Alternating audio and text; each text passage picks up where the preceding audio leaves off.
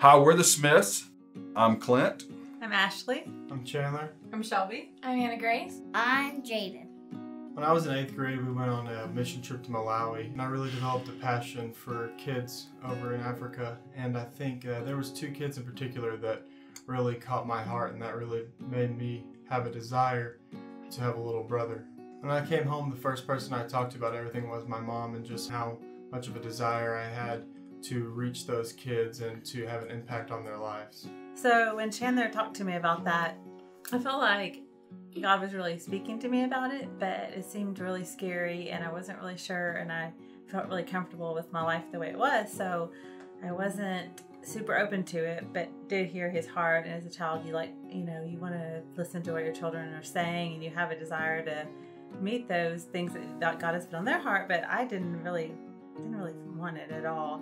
But one day in church, we were sitting there and one of our pastors was preaching on obedience to God, and he said, "What is God calling you to? You just need to jump off the diving board and just jump in." And I knew that was me, that I was supposed to jump off.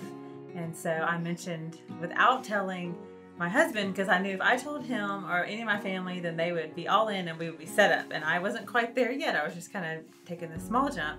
So I mentioned it to one friend, who mentioned to her husband, who mentioned it to my husband, and it got back. And so the next thing you knew, we were all in. In 2010, my wife Ashley and I felt led to adopt a little boy from Ethiopia. We thought it would take 10 months before we'd bring our little boy home. However, due to matters that were beyond our control, it took over 4 years. Initially, the cost estimates were $30,000 to $35,000. And I've told people that I'm not sure if it was faith or stupidity when we started the adoption journey, because we definitely did not have that kind of money going into the process. However, since the journey took so long, there were several more additional expenses. The final costs ended up being well over $50,000. As I look back, we cannot put on a spreadsheet how all the money fell into place. Fortunately, there were friends and family and even our church that surrounded us and helped us along the way. And when it was time to finalize our adoption, every single penny was paid. Even still, throughout the process, there were still times of great anxiety and great stress. There were nights that I remember waking up and not being able to sleep. I was afraid that we may get a call that week and we didn't have the $12,000 that was needed to complete our adoption. Gratefully, those fears were put to rest, because when the time came, we had all the funds.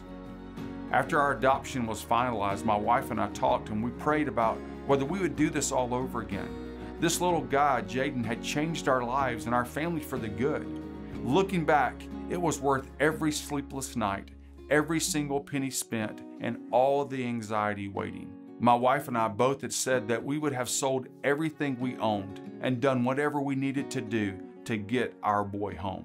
So yes, of course we would do it all over again in a heartbeat.